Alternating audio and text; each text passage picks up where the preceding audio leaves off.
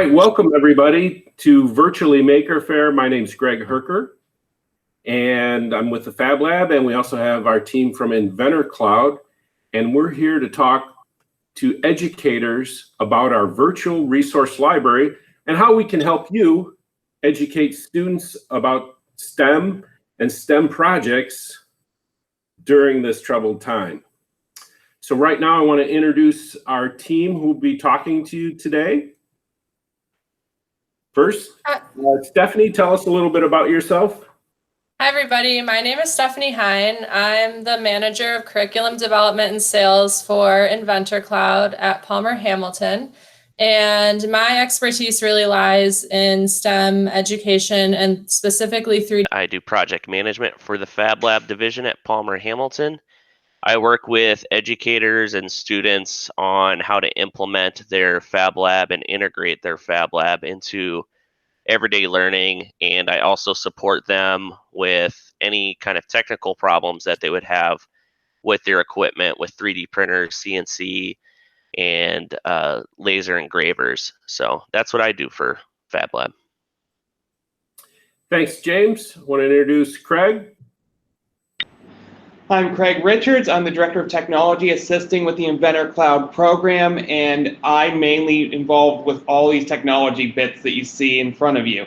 Things that are virtual collaboration with a facility that has makerspace equipment. I would help out with the technology bits and bobs there to make sure that teachers are not pulling out their hair trying to make sure it all works. I can give them nice documentation on how to get to that point of using that technology in their classroom. And if the documentation doesn't quite answer all their questions, I'm here to assist them from that end as well. Thank you, Craig. All right, Julie. Hi, my name is Julie Michael Smith, and I am Vice President and Director of Learning and Instruction for the Inventor Cloud program. My role is to oversee curriculum development, work with the teachers, assist with providing professional development, and ensuring that the implementation of the program is seamless for both the students and the teachers. The Inventor Cloud program was initially developed with funding from the Department of Defense, specifically to engage students K through 12 in using these digital resources similar to the makerspace equipment and help prepare students for lifelong success. Thank you, Julie. All right, thanks everybody. And I'm Greg Herker with Palmer Hamilton's PHabLAB division. PHabLAB and Palmer Hamilton and Inventor Cloud, think of what we do as providing a turnkey K-12 makerspace where you can make, create, and learn, but we take a lot of the headaches out for schools. So we provide a turnkey approach from design and installation and providing equipment, but more important is, as you're going to see today, is we provide some resources and projects that you can integrate academically, and we also train educators. So later on, go to PHablab.com if you want to learn about that. But right now, let's get started learning about our virtual resource library. And I'm going to stop sharing right now. Julie, why don't you talk about the virtual resource library on this slide, and then I'll toss it to you, and you can start demonstrating some of the resources. All right, thanks, Greg.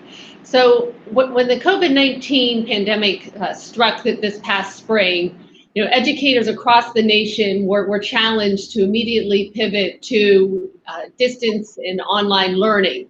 Some were well prepared for that, and for others, it was a bit of a challenge. In the Inventor Cloud program, all of our content is available online as we use a learning management system. But to help ease that transition for both teachers and students, we took a few of our projects and reimagined them to be not only students could make them using Makerspace, or as we call it, PHabLAB equipment, but also could be created at home with using common household materials and craft items. So what we've put together are 3 particular projects. One is a mission patch for the Mars rover, since we will have a new Mars rover going to the Red Planet in July of this year. Another for a puppet, and a third for developing a puzzle. So with these 3 different projects, students have the opportunity to learn CAD, which is computer-aided design, or again, they could just use some common materials in their household and also build the projects. So you see here on the screen a bit of a few of the projects and their descriptions. Here are examples of these projects, and the beautiful thing about the makerspace equipment or anything that you can do in a PHabLAB is that it's really whatever the student dreams and designs. So each project is unique to that student, and it's really an opportunity for them to showcase and highlight their skills, their capabilities, their imaginations, oftentimes their solutions to problems, and take those ideas from their head and transform them into something that you can see. So I would like to take a moment to show a few of our project resources and how these are laid out for both the teacher and also for the student.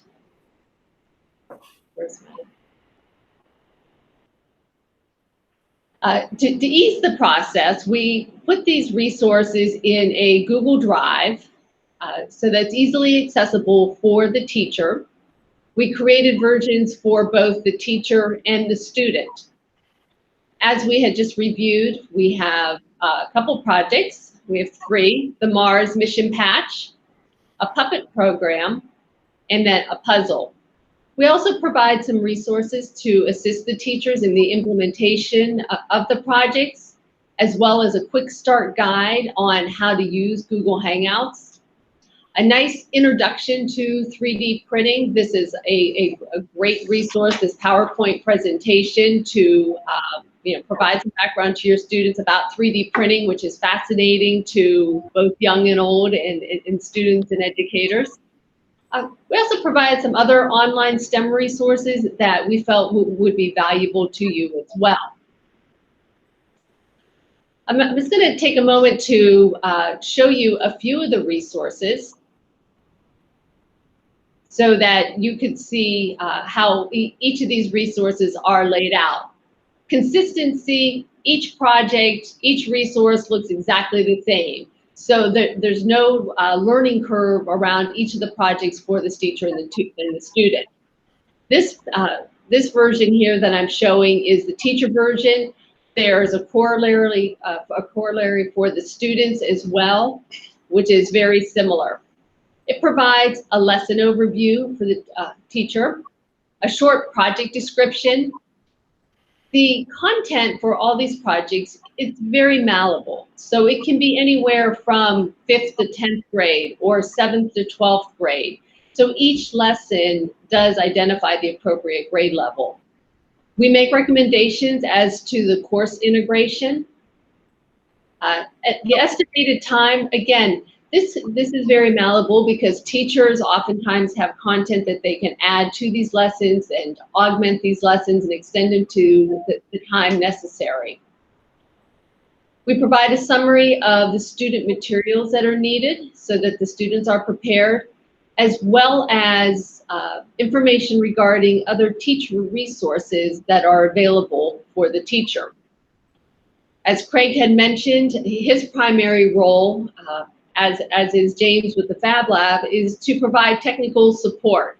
So we have an online technical support system that is readily staffed and always available to answer any questions that you may have.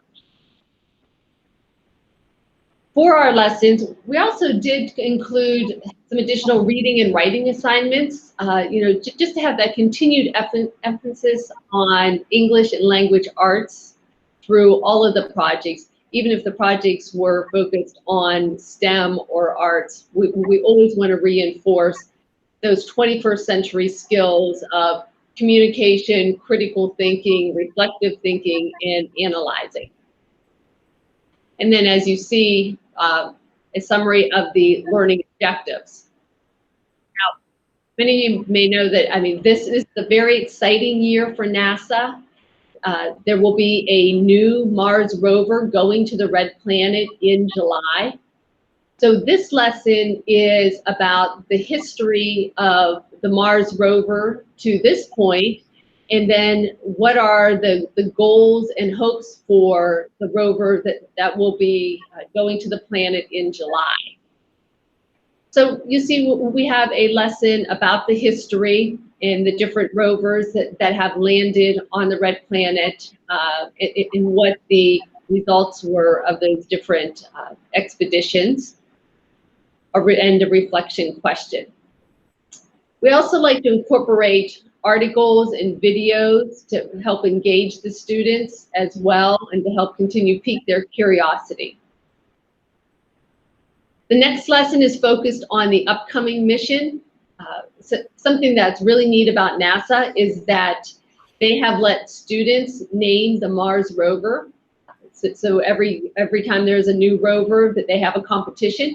This year, Alexander Mather from Virginia was chosen from almost 30,000 entries, and his name for the rover is Perseverance, which, given this day and age and the current climate, is certainly an apt name. So information about that, picture of the new rover, and this being the 4th or 5th rover that has gone to Mars, you know, one thing that has been really a focus for NASA is having wheels that can traverse the terrain of Mars. So we have a particular focus here on the wheels. And again, another short research assignment. A discussion about the mission and the hopes for Perseverance.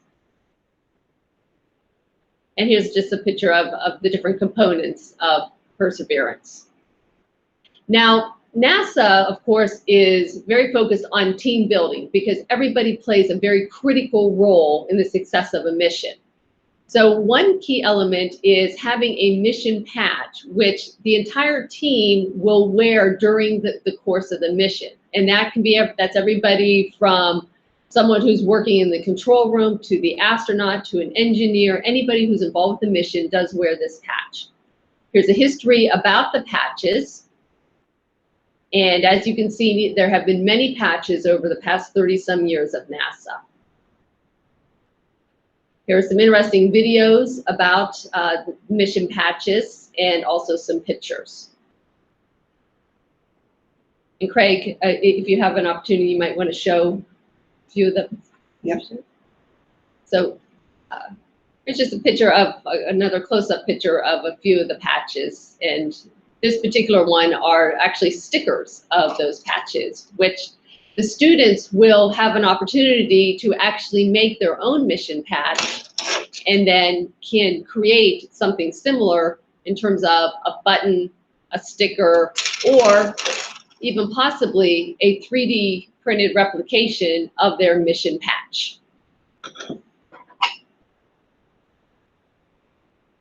So with our projects, we developed both low-tech options as well as the ability for students to use PHabLAB equipment to create their projects. In this particular project, the students are challenged to make a mission patch for Perseverance. As of now, that patch has not been released. So students are called upon to use their creativity and design skills to develop and design this particular patch. We provide a number of different options for them. As Craig just demonstrated, they could design a patch that could be turned into a pin button, a vinyl sticker, or laser cutter, use a laser cutter to create a coaster, or a 3D printed tag.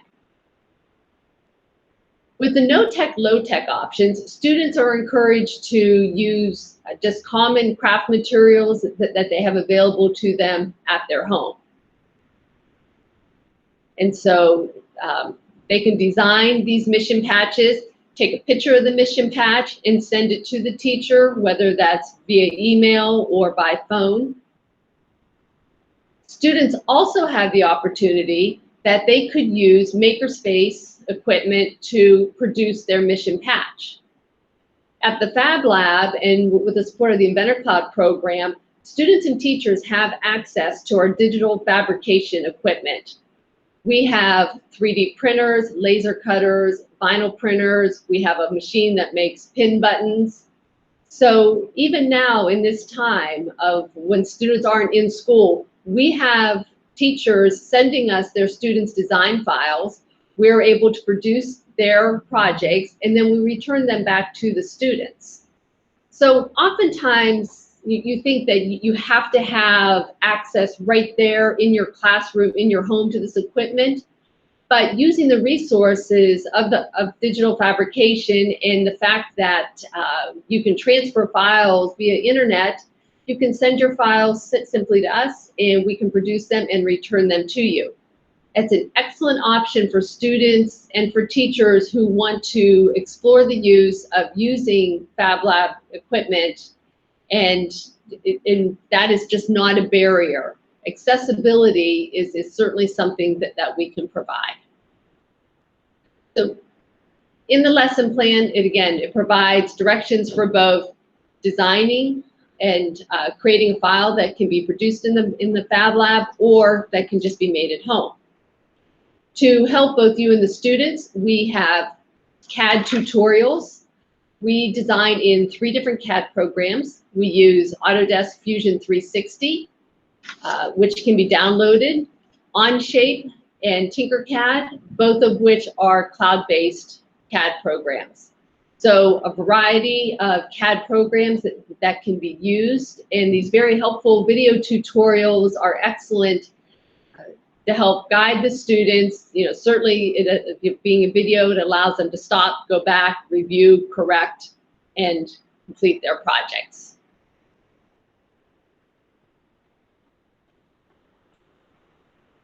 And again, we have the student version as well. Just to show you very quickly how we would use a different resource and a different piece of equipment, we have a project on puzzles. And in this particular lesson, can be appropriate for grades 5 through 12. Students learn about the history of jigsaw puzzles and then ultimately create their own jigsaw puzzle.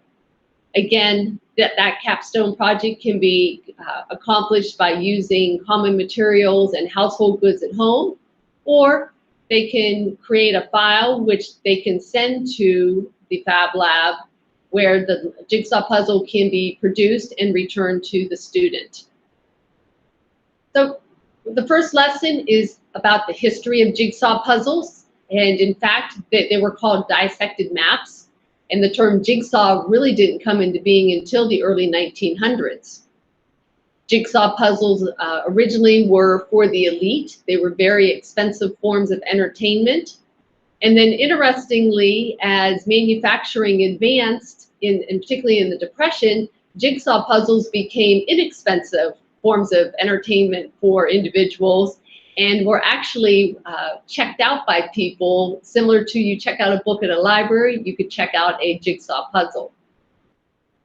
That's here in lesson 2, we do cover the history and how jigsaw puzzles have been used, not only of course for education, entertainment, but then also to convey great moments in history, representation of historical events, paintings, and different cultural events.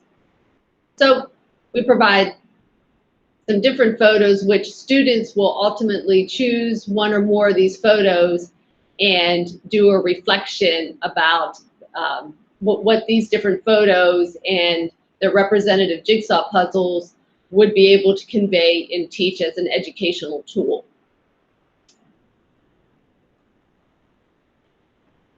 Then moving forward, we thought this would be an excellent opportunity to focus the students on what is happening now in America 2020 during this COVID crisis and how it was impacting students. So we designed this project to really focus on these current events.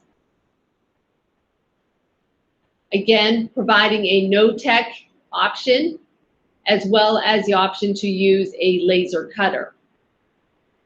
We provide the design steps for doing the project with those common materials, an informational video to provide assistance on how to do that puzzle at home.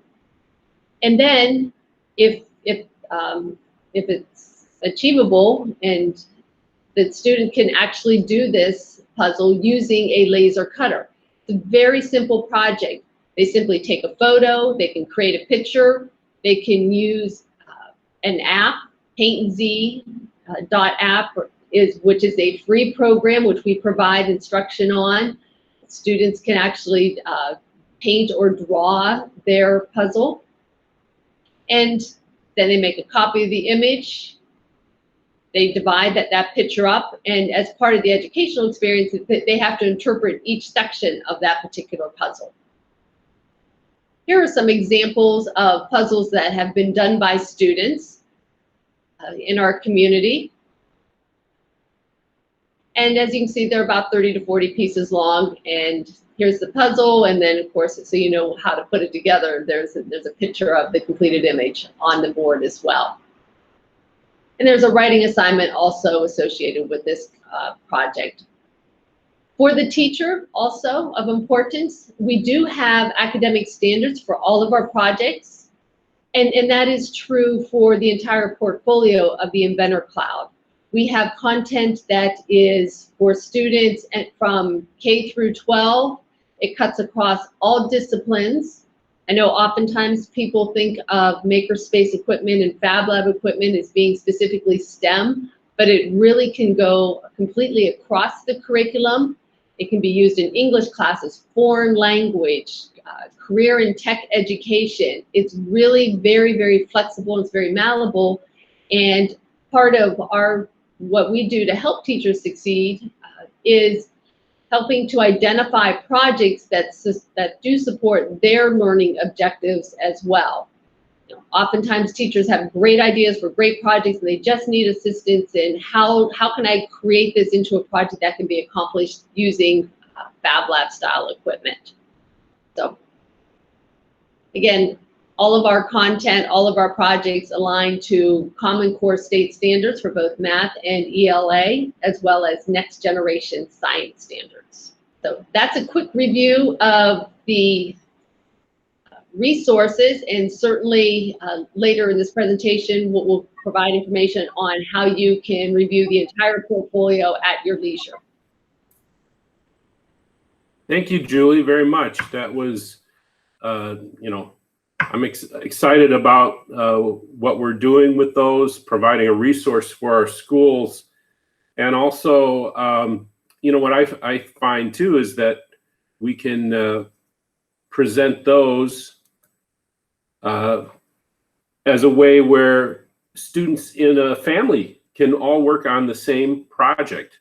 So even if they're, you have brothers and sisters, these are exciting projects that they can do together. Then Stephanie, I'll let you describe how we can get access to all this great stuff. Sure, thanks, Greg. So as you can see, there is the URL on the slide. We will also include that link in the description of the video, so you don't have to type it into your browser. Once you reach the form, it's a Google form. It's pretty short. You'll just have to fill out some information about your school, what grade you teach, the subject matter that you teach. And we ask that you please use your school or education email for that. And like Julie mentioned, once you register, you will gain access to the 3 projects that we mentioned earlier, as well as an Intro to 3D Printing presentation and a list of additional STEM resources. If you need any help accessing the form or registering, we have our email further on in this presentation, and we are happy to help with that. All right, now we're gonna learn a little bit about, okay, we're in this virtual world. We're using video and technology. I'm gonna let our technical experts, Craig and James, kind of tell us about best practices and things we can do.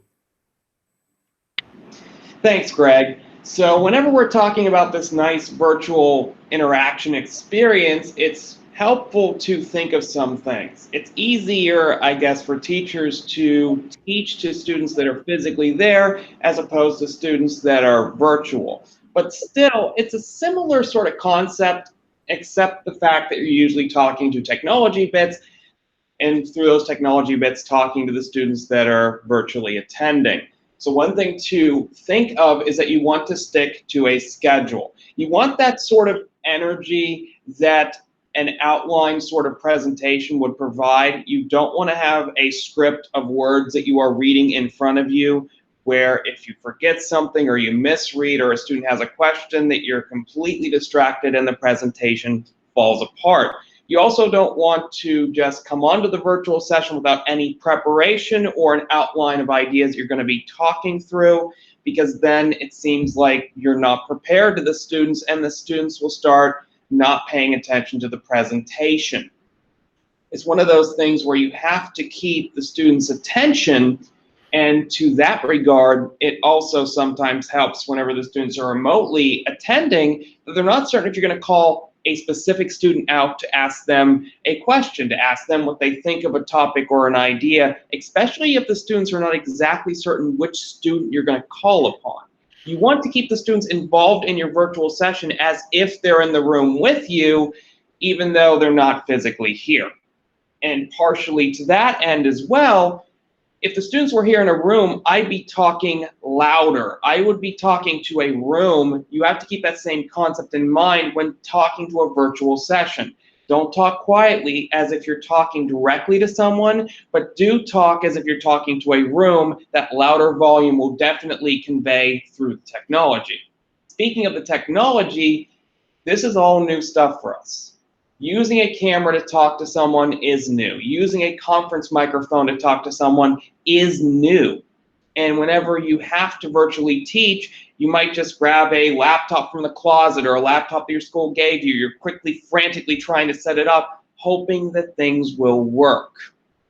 But those technology elements are things that we can assist with. We can tell you of certain technology bits you'd have in place and how to set them up so you can have an appropriate virtual conferencing session.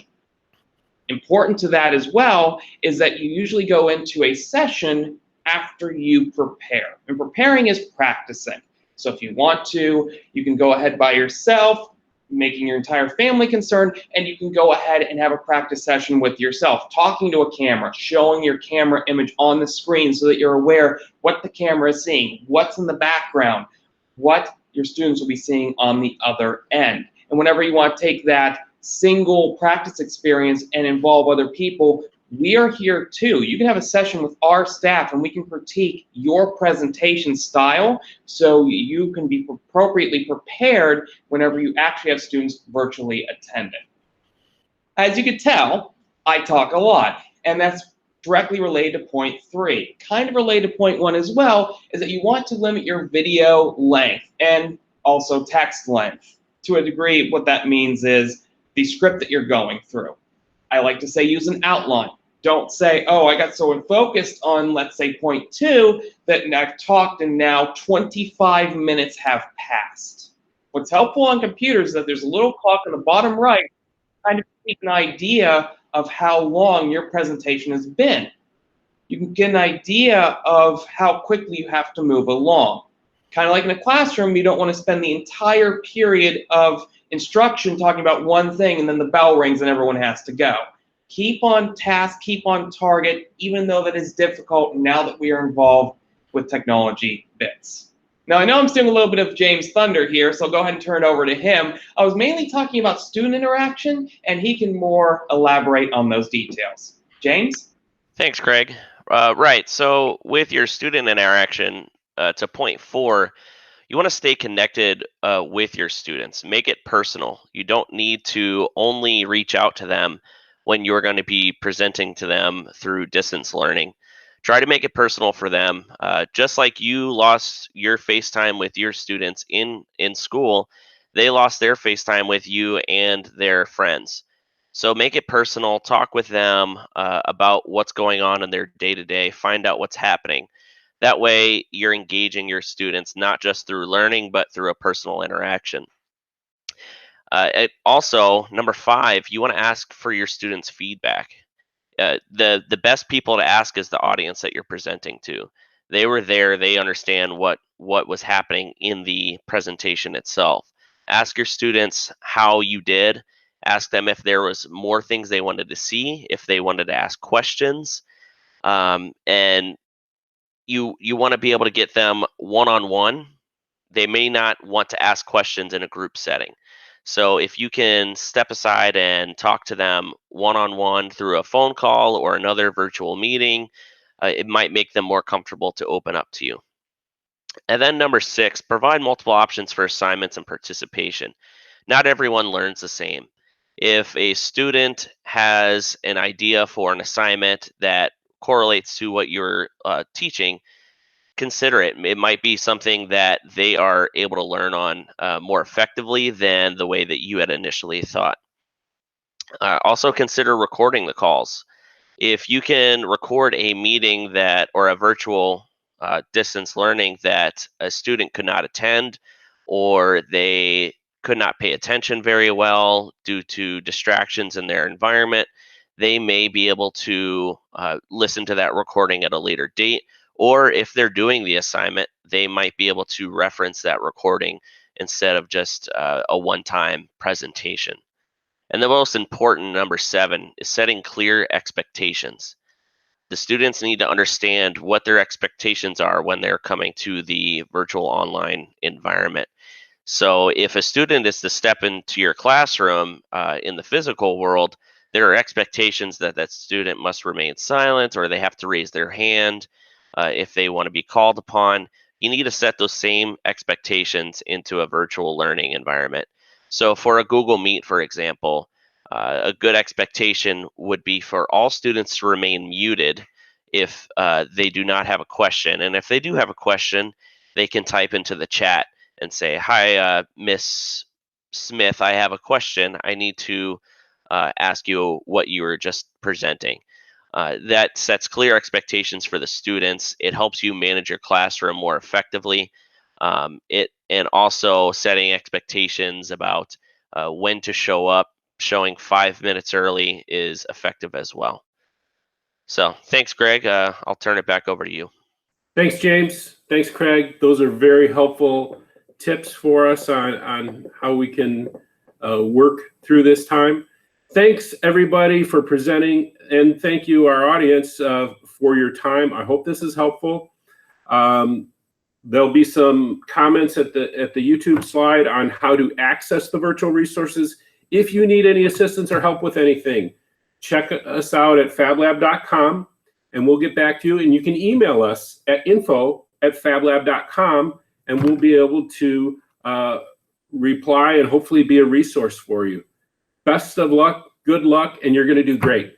Thanks again.